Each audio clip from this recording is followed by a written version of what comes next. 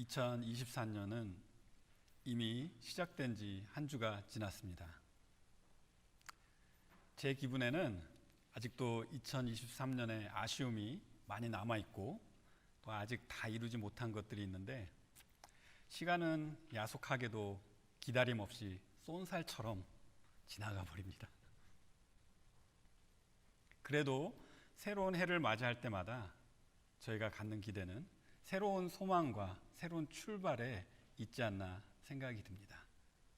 마치 하나님의 은혜가 매일 아침 새로운 것처럼 매해가 하나님의 은혜로 인해서 저에게 또 새로운 출발을 주시지 않나 생각이 되는 것이죠.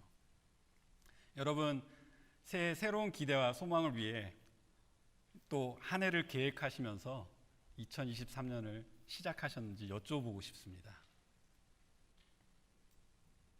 아무런 계획이 없이 시작하신 분도 꼭 계시겠죠.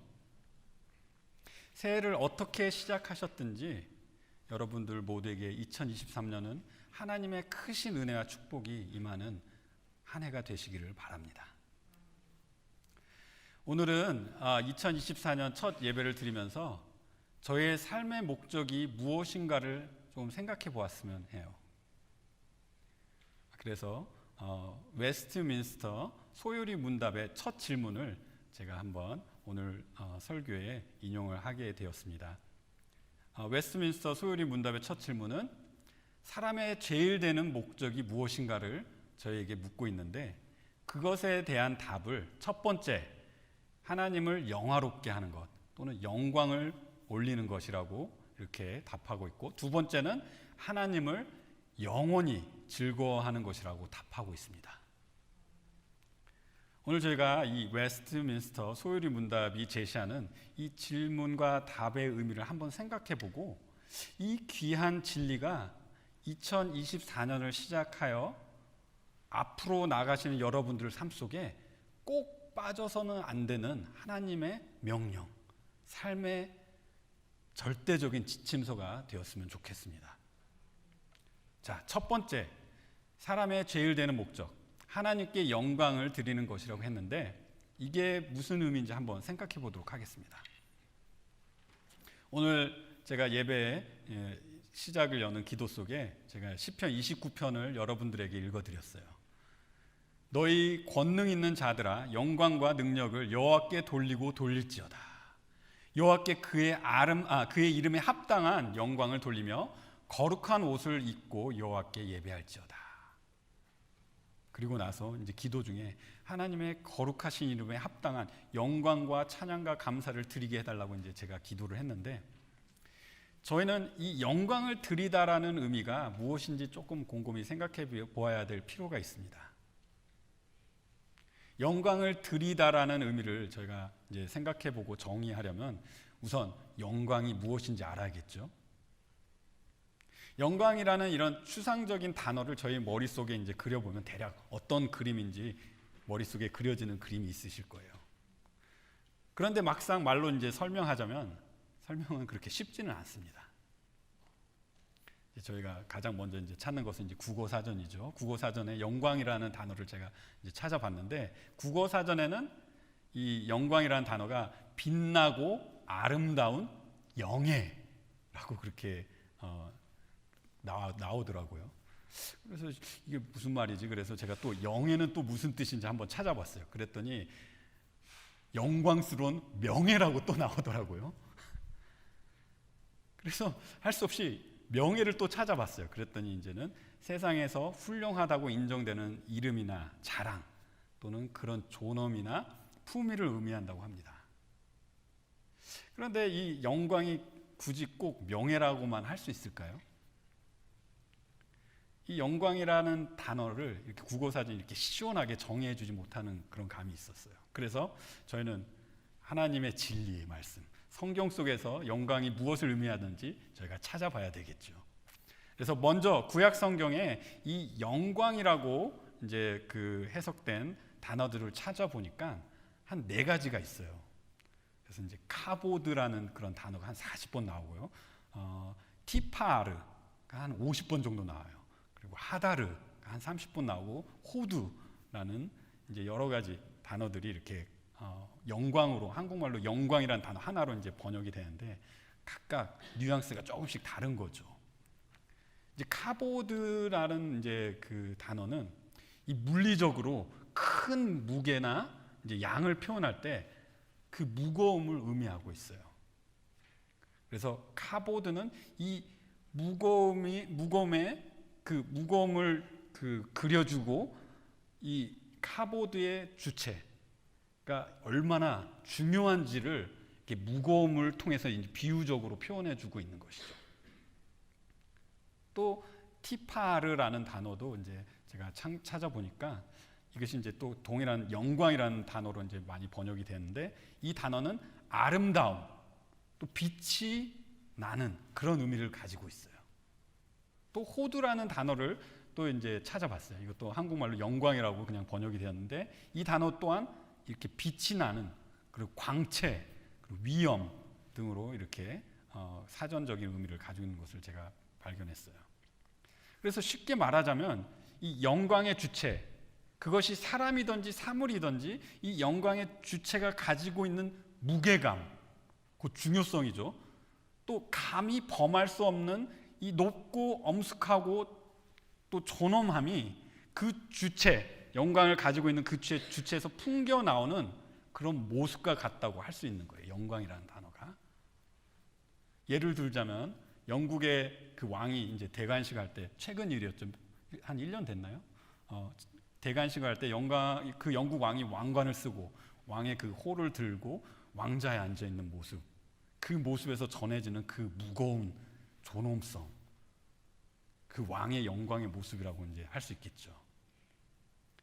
또 신약에서는 이 영광을 이제 찾아보니까 독사라는 단어가 영광으로 번역된 것을 이제 볼 수가 있어요.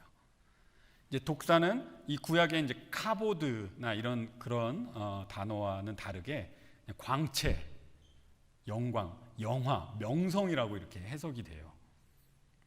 근데 이 단어의 이 뿌리, 어원 속에는 이 다른 사람이 나에 대해 가지고 있는 생각과 견해 또는 이런 추측을 의미하는 그런 의미도 가지고 있어요. 그래서 이 단어가 사람에게 사용될 때는 그 사람에게 대한 좋은 평판, 명성, 칭찬이라는 그런 의미를 가지고 있는 것이죠. 자, 그런데 이제 사람들이 가지고 있는 영광을 저희가 한번 생각해 보면 하나님께서 창조하신 피조물들에게 하나님께서 다양한 그런 영광의 모습을 주신 것을 저희가 성경을 보면 알 수가 있어요. 그래서 고린도전서 15장 40절에 보면 하늘에 속한 형체도 있고 땅에 속한 형체도 있으나 하늘에 속한 것의 영광이 따로 있고 땅에 속한 것의 영광이 따로 있으니 해의 영광이 다르고 달의 영광이 다르며 별의 영광도 다른데 별과 별의 영광이 다르도다 라고 말씀하시면서 이 피조세계, 피조물의 영광이 다 다양한 것을 그렇게 보여주고 있어요. 또 사람들의 영광을 저희가 한번 생각해 보면 이 영광은 이 영광의 주체, 영광을 가지고 있는 그 주체의 행동에 따라서 영광을 더 얻을 수도 있고 영광을 또 잃어버릴 수도 있어요. 그래서 영광이 있다가도 없을 수도 있고 없다가도 있을 수 있는 것이죠. 자, 그런데 이 영광이라는 단어가 하나님과 연관이 되어 사용될 때는 이 사람이 가지고 있는 영광과는 또 다른 의미를 가지게 되는 것입니다. 이 피조물들에게는 영광은 다양한 모습이 있고 또 영광을 있다가도 또 없기도 하고 그렇게 하지만은 하나님이 가지고 계시는 그 본질적인 영광은 완전하고 퍼펙트한 거죠. 완전하고 절대적이고 또 무한한 것입니다. 하나님의 영광은 하나님의 거룩하심과 하나님의 자비로우심과 긍휼하심과 의로우심과 주권적이심과 영원하심과 무한하심 이런 여러 가지 하나님의 나눠질 수 없는 그런 하나님의 본성들이 이렇게 조화가 돼서 아름답고 존귀하고 존엄한 그런 빛을 뿜어내는 그런 하나님의 본성의 하나라고 볼 수 있는 거예요. 하나님의 영광이. 마치 잘 깎아진 다이아몬드를 보시면은 이 다이아몬드의 단면마다 다른 빛을 내고 있잖아요. 근데 하나님의 영광은 다이아몬드 전체가 발광하는 아름다운 빛이라고도 할 수 있는 것이죠. 또 하나님의 영광은 하나님 존재 자체가 발광하는 그런 영광이에요. 마치 태양이 그 빛을 비추듯이 이 영광은 하나님의 본성의 광채인 것입니다. 태양이 빛을 이룰 수 없듯이 영광 없이는 하나님이 되실 수 없는 것이죠. 그래서 이사야서 42장 8절에는 하나님은 자신의 영광에 대해서 이렇게 말씀하세요. 나는 여호와이니 이는 내 이름이라. 나는 내 영광을 다른 자에게, 내 찬송을 우상에게 주지 아니하리라. 또 이사야서 48장 11절에는 나는 나를 위하여 이를 이룰 것이라. 어찌 내 이름을 욕되게 하리오. 내 영광을 다른 자에게 주지 아니하리라 라고 말씀하시면서 하나님의 영광이 조금도 빼앗길 수 없음을 하나님께서 스스로 말씀하시고 계신 거예요. 또 시편 저자들이 하나님의 영광을 어떻게 찬송했는지를 보면은 시편 113편 4절에 보시면은 여호와는 모든 나라보다 높으시며 그의 영광은 하늘보다 높으시도다. 하늘보다 높으시도다.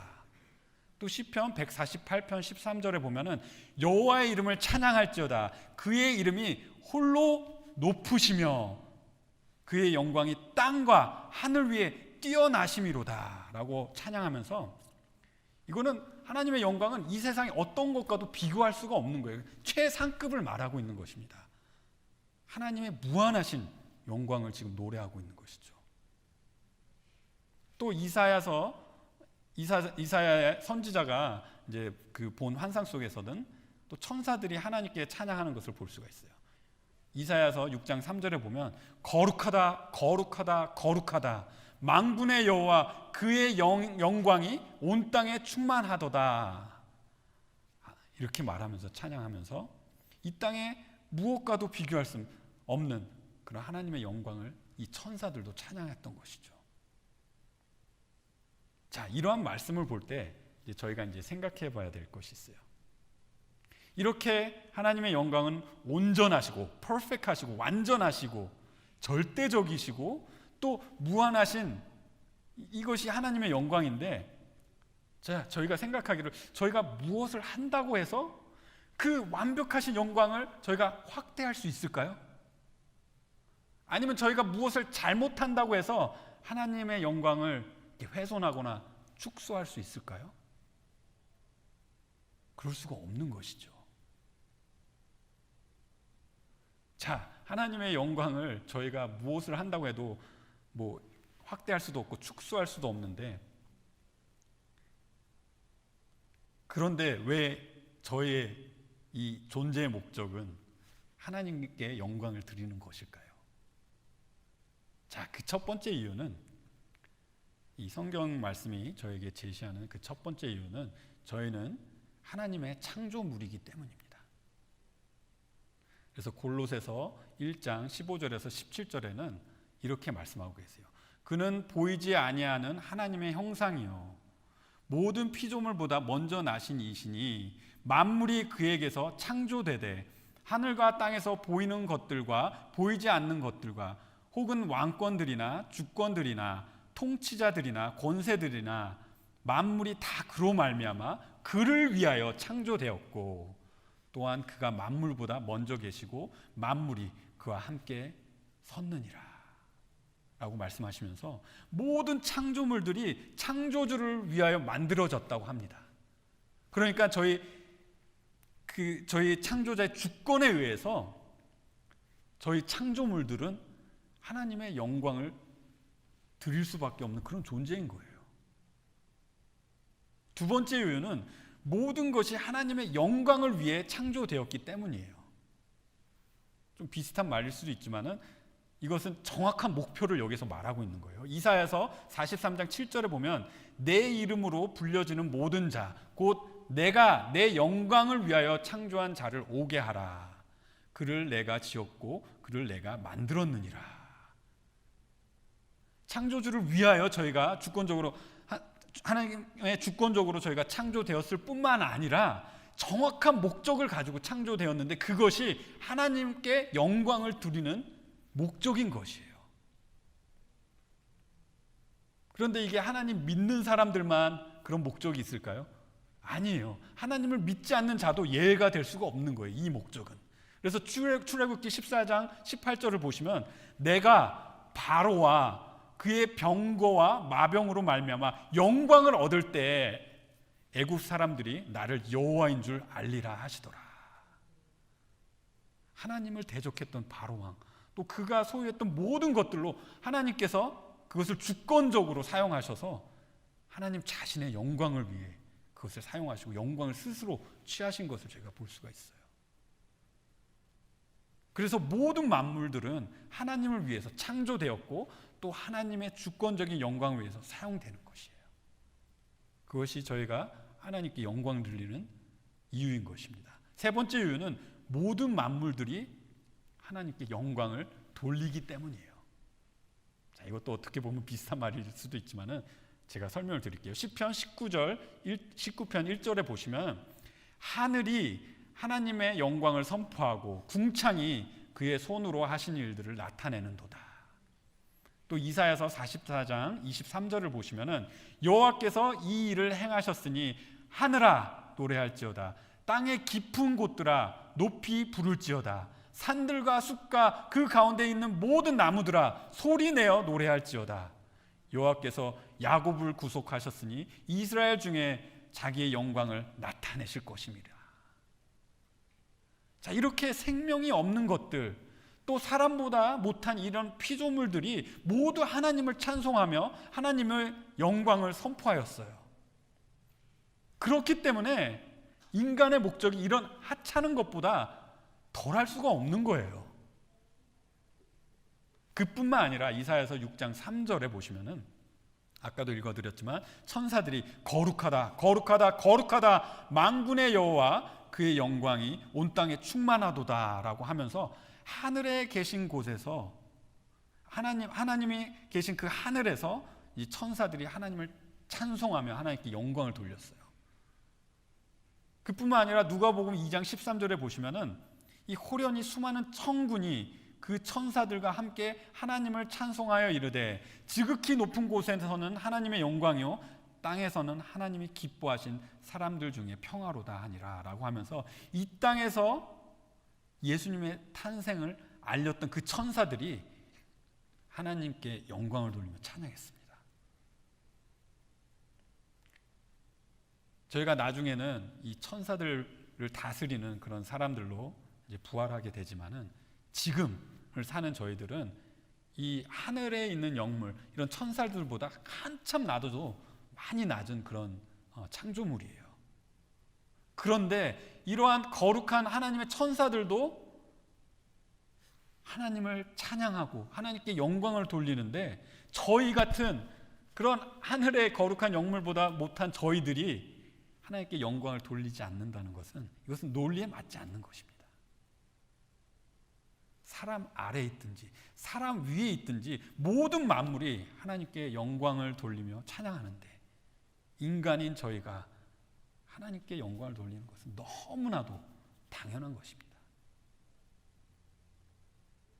자, 저희가 하나님께 영광을 돌려야 하는 이유가 저희 하나님의 그 창조의 목적이라는 것을 저희가 이해를 했지만 그래도 이 무한하신 하나님의 영광을 저희가 확대할 수도 없고 축소할 수도 없다면 이 하나님께 영광을 돌린다는 의미를 어떻게 이해해야 할까요? 라는 질문을 다시 한번 이제 하게 되고 그 질문으로 돌아가서 이제 저희가 말씀을 보면은 이 말씀 속에서 하나님께 영광을 어떻게 돌려드렸는지 여러 가지 구절을 통해서 이제 저희가 볼 수가 있죠. 제가 몇 가지를 뽑아서 여러분들에게 보여드리면은 역대상 16장 29절을 여러분들에게 읽어드리면은 여호와의 이름에 합당한 영광을 그에게 돌릴지어다. 제물을 들고 그 앞에 들어갈지어다. 아름답고 거룩한 것으로 여호와께 경배할지어다.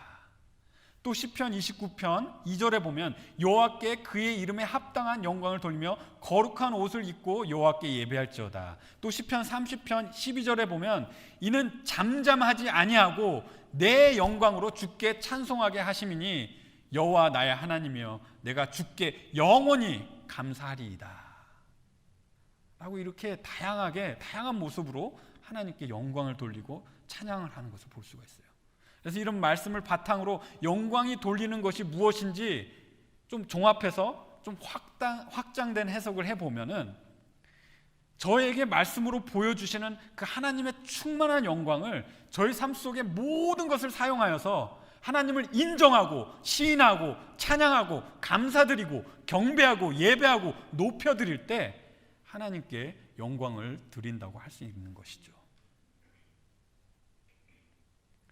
또 영광을 드리는 삶의 원리를 잘 말씀해주는 또 한 구절이 있어요.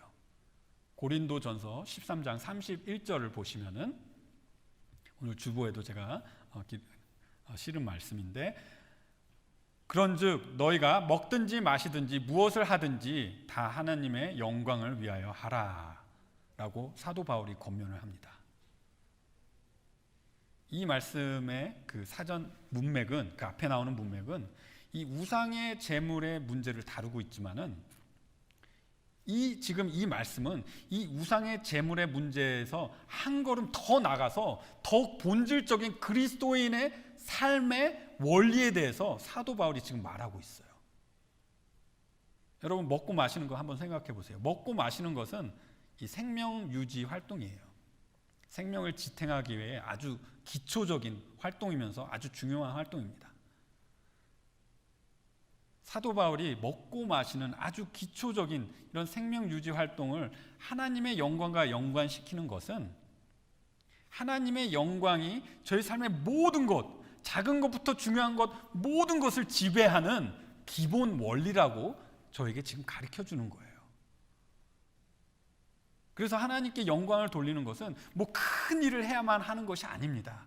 물론 크고 놀라운 일들로 하나님께 영광을 돌리는 것도 저에게는 너무나도 영광이 되고 또 큰 기쁨이 되지만 하나님께 영광을 돌리는 것은 저희가 매일 겪는 일상생활 속에서부터 작은 것에서부터 시작이 되는 거예요. 저희가 조금 더 생각해 보면은 이 하나님의 온전하시고 절대적이시고 무한하신 영광을 이 하나님의 말씀들은 빛으로 비유하고 있는 것을 저희가 또 볼 수가 있어요. 하나님의 영광이 빛으로 비유되고 있다면은 저희가 드리는 영광은 그 빛을 반사하는 거울과 같은 반사체로 이해하는 것이 어쩌면 가장 적합한 이해가 아닌가 생각이 됩니다. 그래서 이 하나님의 그 영광을 반사하는 것을 제가 몇 가지 예로 여러분들에게 들어드리면은 저희가 저희 죄를 자백할 때 하나님의 완전하신 의로움에서 비춰지는 그 하나님의 영광을 저희 삶 속에서 이렇게 반영할 수 있는 거예요. 저희가 죄를 자백할 때 죄 없으신 하나님, 공의로우신 하나님, 죄를 미워하시고 모든 죄를 다 심판하시는 그 거룩하신 하나님의 영광이 드러나게 되는 거예요. 또 하나 더 예를 들면 또 저희가 하나님을 믿을 때 신실하게 약속을 지키시는 그 하나님의 속성을 저희가 또 반영하게 되는 것입니다. 그래서 로마서 4장 20절에 믿음이 없어 하나님의 약속을 의심하지 않고 믿음으로 견고하여져서 하나님께 영광을 돌리며 라고 이렇게 말씀하고 있는데 이 말씀 속에서도 약속을 지키시는 하나님의 영광이 저희의 믿음을 통해서 드러나는 것을 이 말씀이 저에게 말씀해 주고 있죠. 자, 그런데 믿지 않으면 어떻게 될까요? 요한일서 5장 10절에 하나님의 아들을 믿는 자는 자기 안에 증거가 있고 하나님을 믿지 아니하는 자는 하나님을 거짓말하는 자로 만드나니 이는 하나님께서 그 아들에 대하여 증언하신 증거를 믿지 아니하였습니다. 믿지 않을 때 하나님을 거짓말쟁이 취급하는 거라고 하고 있어요. 하나님의 영광을 전혀 저희 삶 속에 반영하지 못하는 것이죠. 또 한 가지 더 저희 삶에 적용해 보면 저희는 열매 맺는 삶을 살 때 하나님께 영광을 돌립니다. 빌립보서 1장 11절에 예수 그리스도로 말미암아 의의 열매가 가득하여 하나님의 영광과 찬송이 되기를 원하노라. 이렇게 사도 바울이 말을 했죠. 하나님께서 저희를 왜 구원하셨죠, 여러분? 물론 하나님께서 택하신 자들을 하나님께서 사랑하셨기 때문이기도 하지만 구원의 근본적인 목적은 하나님의 영광을 위해서 하나님께서 예정하시고 또 예수님을 통해서 이루시고 또 선택한 자들에게 성령님을 통해서 적용하신 하나님의 구원의 역사입니다. 하나님의 완전하신 그런 영광의 역사인 것입니다. 저희가 구원받은 자들로서 열매를 맺는 삶을 살아간다는 것은 이 놀라운 구원의 능력을 저희 삶 속에서 드러내는 것이에요. 다른 말로 하나님께서 이루신 이 영광스러운 구원의 능력을 저희 삶 속에 다양한 열매로 반영하는 것입니다. 그 외에도 많은 예가 있어요. 저희가 순수하게 하나님의 영광을 저희 삶의 목적으로 삼을 때 하나님은 영광을 받으십니다. 하나님의 섭리 속에서 모든 것을 만족할 때 하나님은 영광을 받으십니다. 하나님의 복음을 전할 때 하나님은 영광을 받으십니다. 하나님의 진리를 저희가 가르치고 그것을 지켜나갈 때 하나님은 영광을 받으십니다. 저희가 하나님을 위하여 선을 행할 때 하나님은 영광을 받으십니다. 저희가 고난 속에서 인내할 때 하나님은 영광을 받으십니다. 하나님을 사랑할 때, 하나님께 봉사 드릴 때 하나님은 저희 삶 속에서 영광을 받으십니다. 이러한 여러 가지 실질적인 방법이 성경에 가득해요. 저희가 어떻게 하나님께 영광을 돌리며 살 수 있는지 그 너무나도 자세한 매뉴얼을 저희가 성경을 통해서 알 수가 있는 것이죠. 자, 두 번째, 사람의 제일 되는 목적은 뭐라고 했죠? 하나님을 영원히 즐거워하는 것이라고 했습니다. 성경에는 자신의 눈이 원하는 것을 금하지 아니하며 무엇이든지 자신의 마음에 즐거워하는 것을 막지 않았던 한 사람이 있었습니다. 누구죠? 솔로몬이죠. 예. 세상이 주는 즐거움으로 인생을 살았어요. 그 누구보다 더 즐거운 인생을 살았을 거예요. 근데 그 끝에 솔로몬의 고백은 이 모든 것이 헛되어 바람을 잡는 것이며 해 아래 무익한 것이라고 전도서 2장 12절에 그렇게 고백을 해요. 솔로몬은 전도서 2장 25절에 먹고 즐기는 일을 누가 내 자신보다, 솔로몬 자신보다 더 해 보았으랴라고 이렇게 말을 하면서 자신이 깨달은 것이, 자신의 그 경험으로 깨달은 것이 너무나 확실하다는 것을 이렇게 강조하는 것을 볼 수 있어요. 나보다 이것을 경험한 사람은 없어. 그래서 내가 말하는 것이 지금 진리인 것이야. 이런 식으로 말을 하는 것이죠. 솔로몬이 깨달은 것은 바로 하나님께서 기뻐하시는 자에게 지혜와 지식과 희락, 기쁨을 주신다고 하는 것을 솔로몬이 깨달았습니다. 그리고 전도서 3장에는 이 자신이 깨달은 것을 더 이제 확장해서 설명을 하는데 11절에 보시면은 하나님이 모든 것을 지으시되 때를 따라 아름답게 하셨고, 이것은 하나님의 창조의 섭리입니다. 하나님이 그냥 이렇게 이 창조물만 만드신 게 아니라 모든 때를 다 하나님께서 정하셨고 시간도 정하셨고 모든 것이 하나님의 창조 속에 있는 것이에요. 이것이 그래서 하나님의 창조의 섭리를 이야기하고 있는 것이죠. 또 이어서 읽으면 또 사람들에게 영원을 사모하는 마음을 주셨느니라. 그러나 하나님이 하시는 일에 시종을 사람으로 측량할 수 없게 하셨도다. 사람들이 사는 동안에 기뻐하며 선을 행하는 것보다 더 나은 것이 없는 줄을 내가 알았고, 사람마다 먹고 마시는 것과 수고함으로 낙을 누리는 그것이 하나님의 선물인 줄도 또한 알았도다 라고 이렇게 고백하면서 저희가 하나님의 뜻을 다 알 수는 없어도 하나님의 그 창조 계획 안에 있을 때, 하나님의 뜻 안에 있을 때, 그리고 하나님의 선을 행할 때, 그러한 인생들에게 하나님께서 주시는 그 기쁨은, 그것이 무엇을 먹든지 마시든지 무엇을 인하여 수고를 하든지 그것이 기쁨이 되고, 또 그 기쁨은 하나님께서 주시는 선물이라고 여기서 지금 가르쳐 주시고 있어요. 이 말씀을 고린도전서 10장 13절과 연결해서 한번 생각해 보았으면 좋겠어요. 그런즉 너희가 먹든지 마시든지 무엇을 하든지 다 하나님의 영광을 위하여 하라 라고 하셨죠. 하나님의 영광이 저희 삶을 주관하는 원리라고 아까 말씀드렸는데, 솔로몬은 이 영혼을 사모하는 마음, 영혼을 바라보는 그런 시각 속에서 하나님의 뜻을, 저희는 다 알 수 없지만 하나님께서 정하신 그 창조 목적대로 하나님의 정하신 때 하나님의 선을 이루는 그 삶, 저는 이것이 하나님의 영광을 위해 사는 삶이라고 해도 틀리지 않다고 생각해요.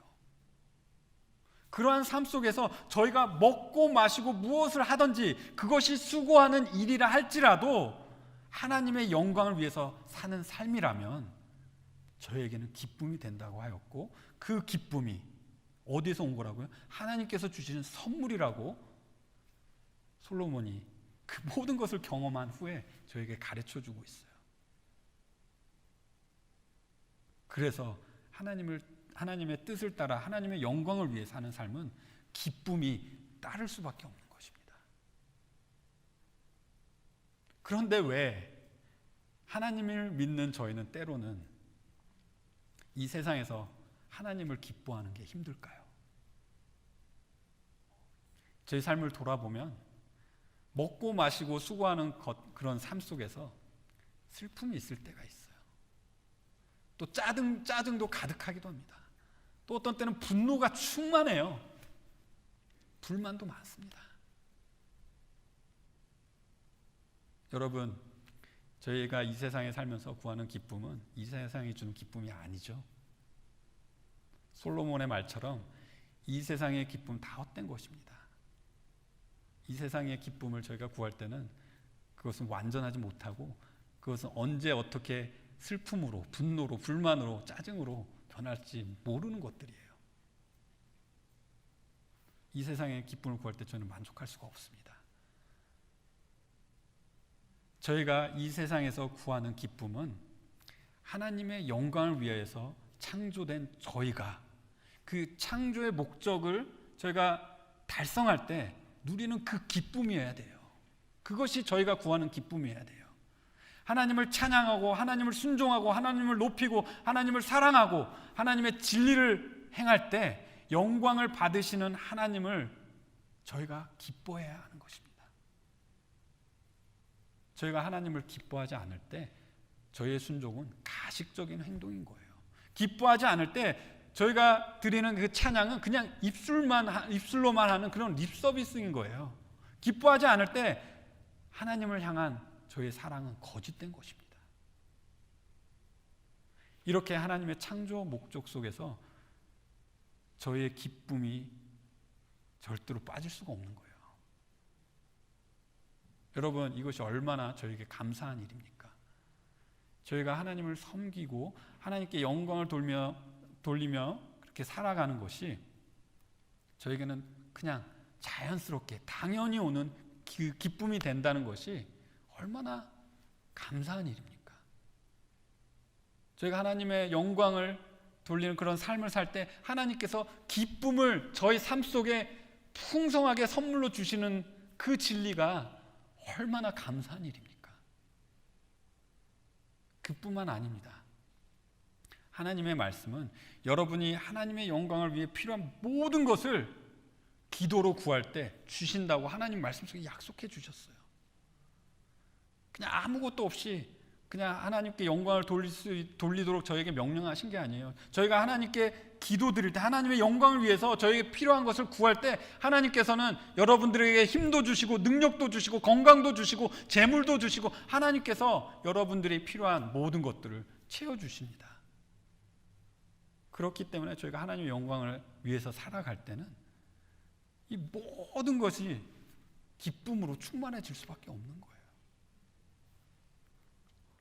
여러분, 저희 삶 속에 기쁨이 부족할 때 여러분들 꼭 잊지 말아야 할 것은 저희가 무엇을 위해서 살아가는 사람인 것을 여러분들 기억하셔야 됩니다. 저희는 하나님의 영광을 위해서 살아가는 자들입니다. 하나님의 영광을 생각하십시오. 하나님의 영광을 구하십시오. 그렇게 하나님께 영광을 돌리는 삶을 사실 때 여러분들의 삶 속에 찾아오는 것은 기쁨인 것입니다. 그것은 자연스러운 것이고 그것은 당연한 것입니다. 여러분들의 삶 속에 기쁨이 충만하도록 바라고 기도드립니다. 자, 인간의 제일 된 목적은 단순히 이 세상에서의 기쁨으로 끝나지 않아요. 어떻게 답했죠? 하나님을 그냥 기뻐하라는 게 아니고 영원히 기뻐하라고 하였어요. 여러분, 저희가 구원받은 자로서 하나님께 받은 선물이 너무나도 많습니다. 그 중에서도 가장 귀한 선물은 저희를 구원하신 하나님의 은혜입니다. 그래서 에베소서 2장 8절에 너희는 그 은혜에 의하여 믿음으로 말미암아 구원을 받았으니 이것은 너에게서 난 것이 아니오 하나님의 선물이라. 저희 죄를 담당하시려고 십자가에서 피 흘려 돌아가신 예수님의 사랑과 은혜는 저희에게는 너무나도 소중하고 저희 생명보다 더 소중한 가장 큰 선물인 거예요.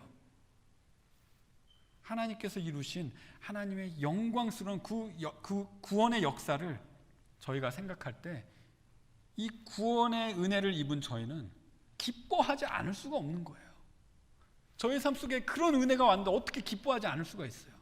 그렇게 하나님의 구원의 영광이 저희 삶 속에 드러났는데 어떻게 기뻐하지 않을 수가 있겠어요? 저희 삶 속에 하나님의 아버지의 독생자 되신 예수님의 영광의 흔적이, 그 십자가의 흔적이 저희 삶 속에 드러나는 것은 너무나도 큰 기쁨이 될 수밖에 없는 거예요.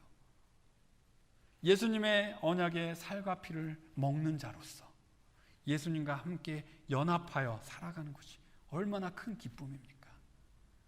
또 양자가 되어서 예수님과 함께 상속자가 되어서 예수님과 함께 영원한 영광을 받는 그 소망이 저에게 있는데 얼마나 기쁜 일입니까?